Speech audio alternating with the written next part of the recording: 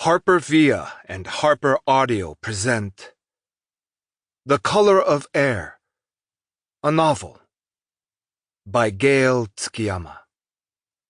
Performed by Brian Nishii and Natalie Naudus. The very color of the air in the place I was born was different.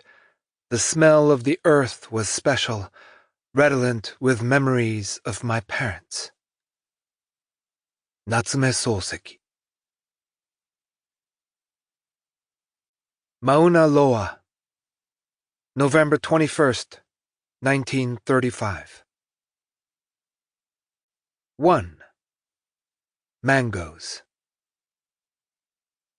The sky threatened rain as Koji Sanada approached the green bungalow where the pungent scent of rotting mangoes mingled with a hint of smoke, the bitter remnants of the pre-harvest cane burning that drifted down from the surrounding plantations. He knew it all too well.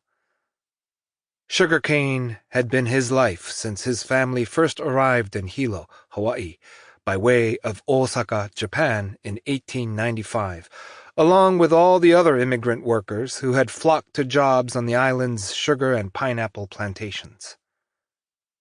Koji had been 10 years old, the older of 2 children and the only son. He had immediately embraced the wildness of the island as his own, so different from his traditional Japanese upbringing. Along the way, the 3 years his parents had been contracted to stay before returning to Japan had turned into a lifetime. Koji walked up the dirt path to the house he knew so well. It was here on the Big Island, near the growing community of Hilo, that he found a new home at the Puli plantation, along with years of back-breaking work, toiling under the hot sun, the wind and rain, the tremors and quakes, and it was here on this island of 5 volcanoes that he'd also found Mariko Abe. He paused to look around Mariko's yard now and felt a dull ache at having let her down. The garden, always her pride, was wild and overgrown without her. He meant to come pick the mangoes and take them to Nori at the Okawa fish market, but once again time had gotten away from him. He continued up the path to see her beloved mango tree, planted by her grandfather but now empty of fruit. It had been wet and muggy all week, and the moist ground was heavily blanketed with leaves and rotted fruit, only the dark seeds of a few fist-sized mangoes still recognizable. It always amazed Koji how quickly the earth could reclaim its own. "Close your eyes." He thought he heard Mariko's voice again. "Now, what do you smell?" When they were young, she taught him the mangoes were ready to pick when you could smell their fragrant melon-pineapple aroma, while they were still firm to the touch. Her tree always yielded the sweetest mangoes in Hilo town. Koji smiled to think Mariko knew mangoes the way he knew sugarcane, and he felt a sudden sharp longing that was just another form of grief. She had died 2 years ago, and it still felt like yesterday.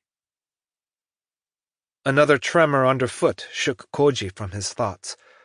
The island had been restless with waves of slight tremors for the past 2 months, and he worried that they foreshadowed something bigger and stronger. So far, nothing had come of them, but the island's history said otherwise. "It's just the island hiccuping," his mother used to say, to coax the fear out of his younger sister. Koji hoped it was nothing more now that Mariko's son Daniel was finally coming home from the mainland after more than 10 years of study. The last time Koji had seen him was during his mother's final months.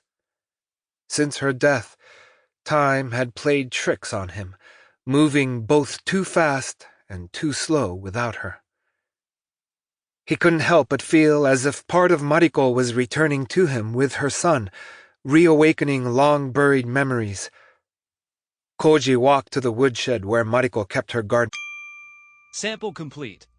Ready to continue?